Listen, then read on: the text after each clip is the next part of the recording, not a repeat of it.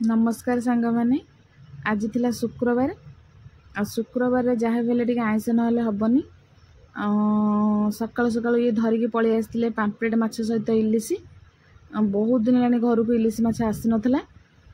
आंकु कही टे इलिशी माछ आण बहुत दिन है खिया है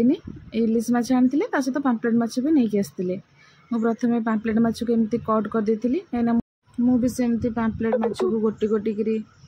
भाजी देती कहीं पाम्पलेट माछटा आग भाजिक रखिदेवी एटा राति मसला दिए भजा हम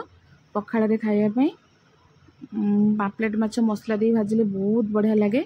पाम्पलेट माछ भाजी सारापर इलिशी माछ को भाजी इलिशी माछ सबू भाजीदेवी जी दरकार से तरकारी करी आ बाकी रखिदेवी राति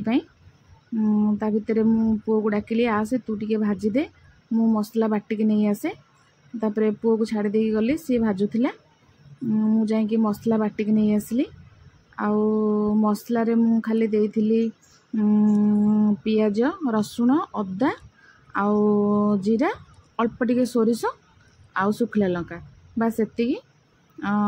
भल से ताको मसला को कषि देइथिली मसला कषि सारा पर देखुचंदी केते सुंदर भाव में मसलाटा कषि हो जाइए तापर भजा होता आलू को पकईदेली आउ ताधरे दिखंड आंबुल भी पकईली कहीं खट्टा ना तो आमको भल लगे तरकारी आंबुल दिखंड पकईकी पुणी टिके कषि किसी समय कषिला मसला तेल छाड़ी गला पानी दे देइथिली आउ तरकारी फुटिला बेलू मुझे माछ पकई देइथिली माछ पकई सारा